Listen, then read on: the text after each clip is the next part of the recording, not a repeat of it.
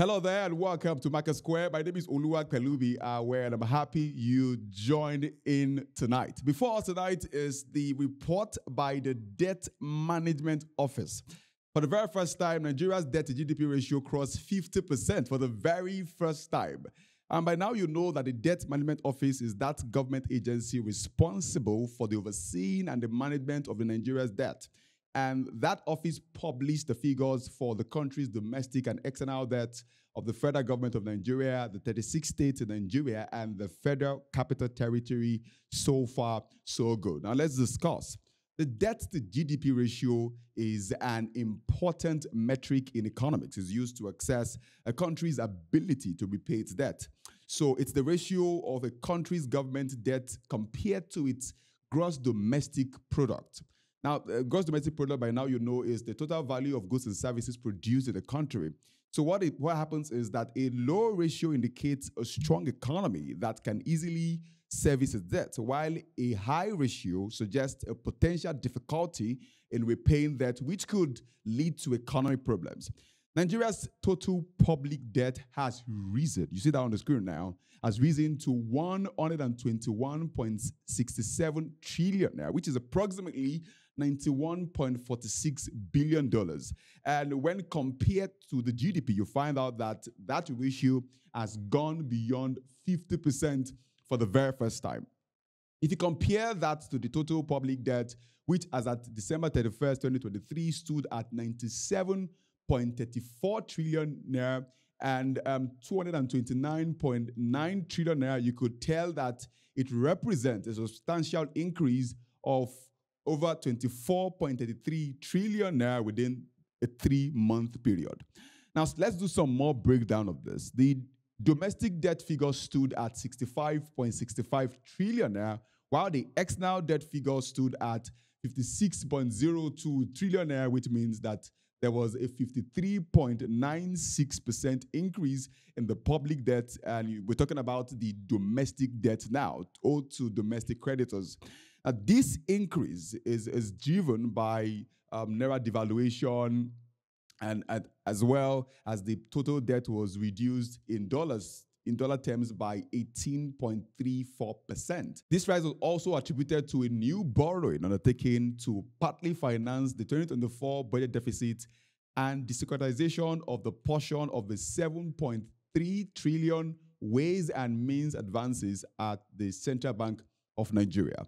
Nigeria's low debt-to-GDP ratio was once a thing of pride, as it was viewed as a sign of the country's economic resistance, which suggested that there was more room to expand its borrowing capacity.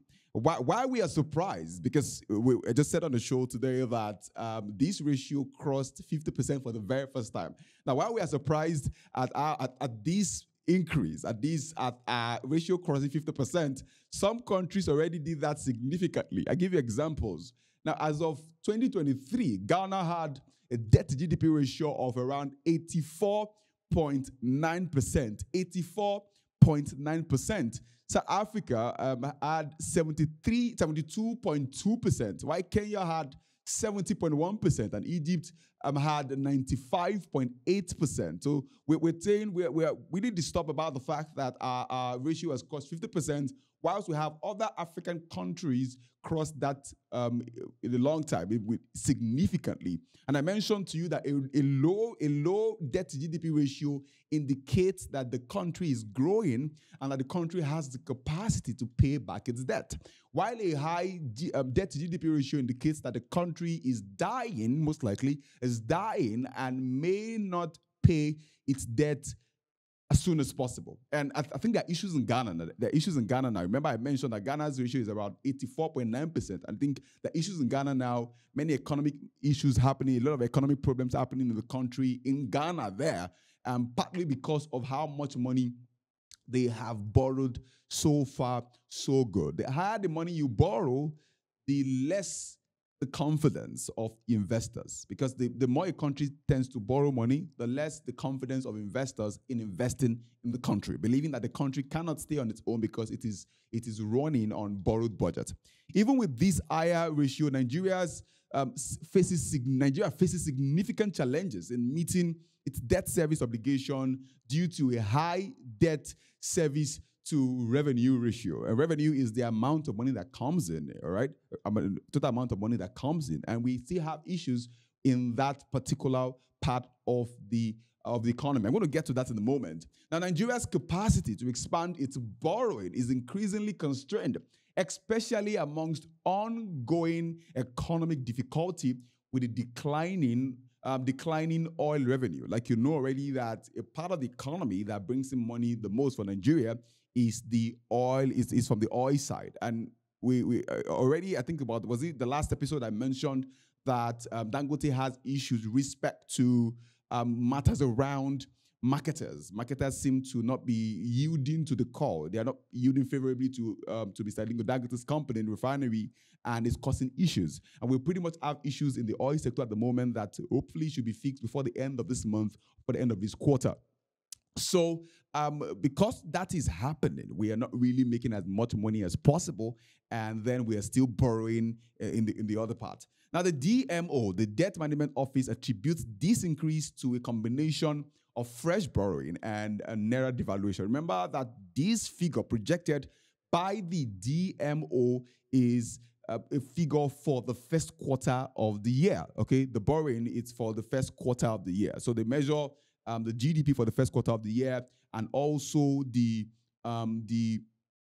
debt-to-GDP ratio for the first quarter of the year. You have on the screen as well something that shows you about the report for the first quarter of the year, telling you that the nominal GDP stood at 58.86 trillion naira, and then the real GDP stood at 18.28 trillion naira. Now, if you compare that to what I mentioned already, that our debt, and I mentioned on the show, is over 120 trillion naira, over 120 trillion naira. So our debt GDP ratio is growing and has crossed 50% for the very first time, and this is quite disturbing for the government. Now, in the first quarter of the year 2024, Nigerian government borrowed over 7 trillion naira, through various instruments like treasury bills, like bonds, savings bond as well, and also 4.90 trillion naira from securitization of the 7.3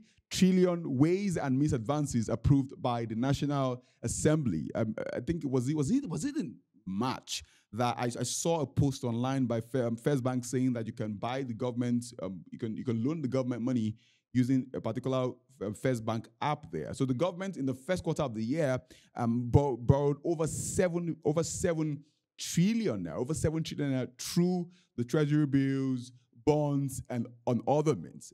So there was a rating by the global ratings agency Moody, you see on the screen now, that projected that Nigeria's interest spending on debt could consume up to 36% of the federal government's revenue in 2024. And there was a strong recommendation there that Nigeria should be careful of how we borrow. And that's partly because of the hike of the interest rates by the CBN for local borrowings, from the average of 12.8% in 2023 to around 19% in the first 5 months of 2024.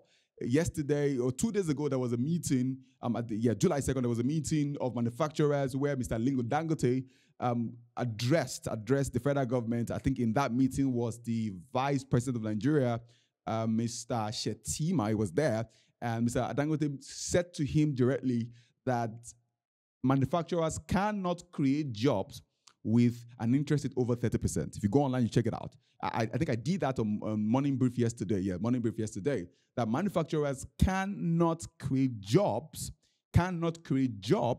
with an interest rate over 30% because they can't really borrow anymore.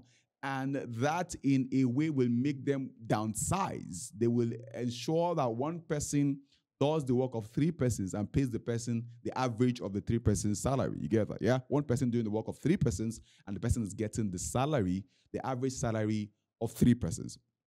The government needs to deploy means to attract foreign exchange inflows, and that's pretty clear, so that the external reserves increase and support and also support the Naira exchange rate. It was yesterday I also posted on VG Media website, but by now you know we have a website, media.vgu.com there. And on that website I posted about the fact that there are a lot of foreign currencies going out of the country. In fact, I think it was calculated, I calculated that for 5 months, where we realized that a lot of money has gone out of the country in the last 5 months. And the government needs to find a way of attracting foreign investment in the country. We may also need to plug into domestic securities, all right? President Bola Ahmed Tinubu has expressed his administration's commitment in breaking the cycle of over-reliance on borrowing for public spending and resultant burden of debt servicing. It places on the management, because they now have limited resources. They have limited amount of money to be able to carry out more things. Our government needs to step up on this and put a stop on this. But it looks like borrowing will not end soon, because there are a lot of things that need to still be sorted.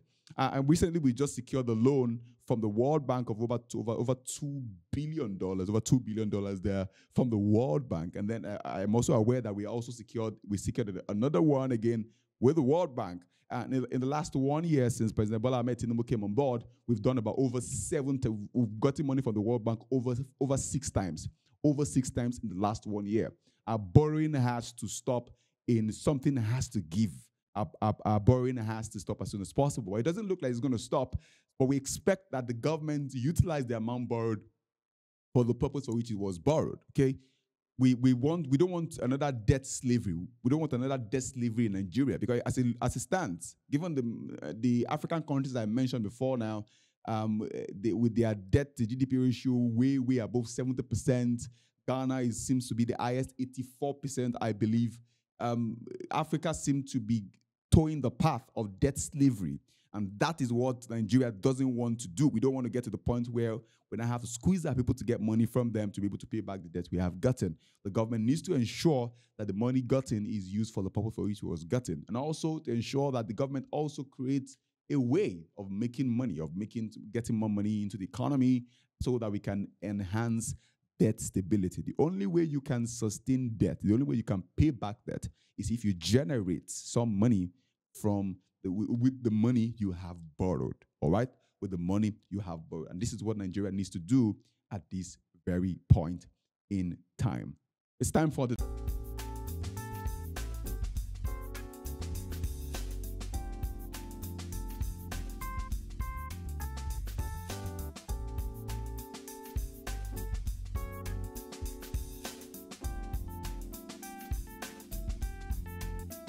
3rd of July 2024, the all-share index closed stronger by 0.23% at 100,299.48 points from 0.05% gain at 100,067.77 basis points from the previous day. Now, due to this gain, investors profited over 131.08 billion naira, bringing the market capitalization to 56.74 trillion naira with a year-to-date return of 34.14%.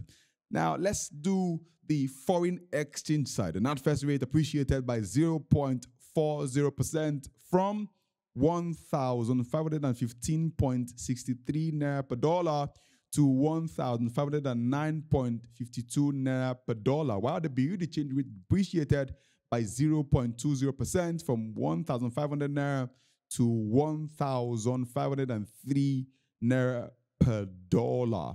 Africa's largest supermarket retailers, Shoprite, has shut down one of its branches at Wuse Central Abuja and blamed the current harsh economic climate for this decision. In a circular signed by the Chief Executive Officer, Dr. Folake Fadewusi, on behalf of the retail supermarket, said the popular mall decided to close down because it couldn't meet certain economic requirements because of the evolving financial situation in the country. This is coming about 6 months after Shoprite Mall in Kano similarly stopped operation in its branch from January 14th 2024. And this is quite disturbing.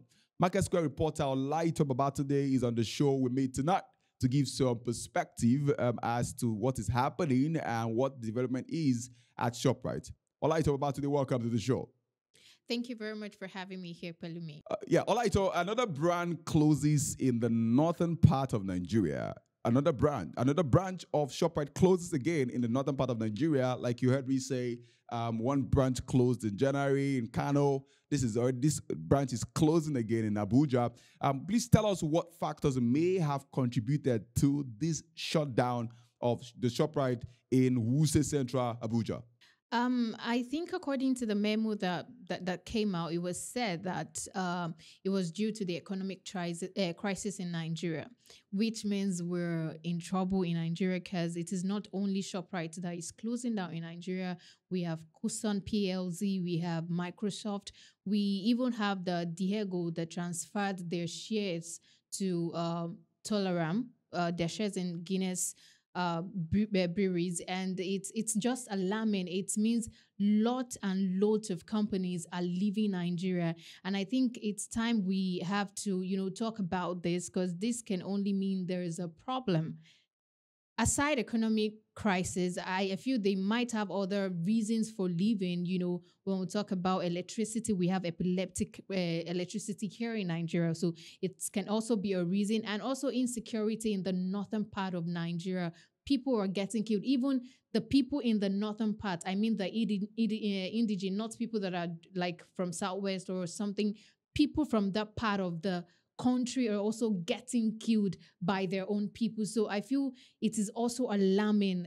People, they feel they're not safe when they're killing people of their own. What about those companies that are not in Nigeria, like those companies that are from outside the country and they have their branches in the northern part? I feel insecurity and economic crisis is one of the big factors and why these companies are closing down. Wow. So tell us what the situation is at the moment and what the potential impact this will have on the market. I know that there are many persons working there. There are many persons, they should have not less than 20 members of staff at ShopRite Wuse Central in Abuja there. And these guys are going to be relieved of their duties. So tell us what the situation of things is, and tell us as well what the potential impact of this shutdown of the ShopRite in Wuse Central in Abuja is. Yeah, I think I would also refer back to the memo. They also said that for people that this would affect, they're going to, do their accounts and pay them back. But then notwithstanding, I feel that is for those that are selling stuff there. What about workers that are employed there? And that is how they make their living. And now they have to stop working because the place is shut down. This is really having a negative impact on our economy. It means a lot of people would be out there without job. And we complain about kidnapping, we complain about robbery. This is what pushes people to do all these kind of things. And when there is no circulation of funds outside, I think it also have a negative impact on our economy. Now, these companies that are probably from outside the country that, they just established their own company here in Nigeria, it also allows for us to be able to determine our exchange rate. But now that they're closing up, I feel it would also be difficult for us to be able to determine, like, okay, this is how we want our exchange rate to be. It only means that our economy is deteriorating every blessed day. And I think the government needs to look deep into this. Got that. Thank you very much, Olaito Babatunde, for coming on the show today. Yeah, I'm pleased to be here. Thank you for joining me today on MarketSquare. Do have to follow us on all our social media platforms, on Facebook, on Instagram, on LinkedIn, on TikTok as well, to get updates every time we post a video. My name is Oluwakpelubi. I will see you on the next one.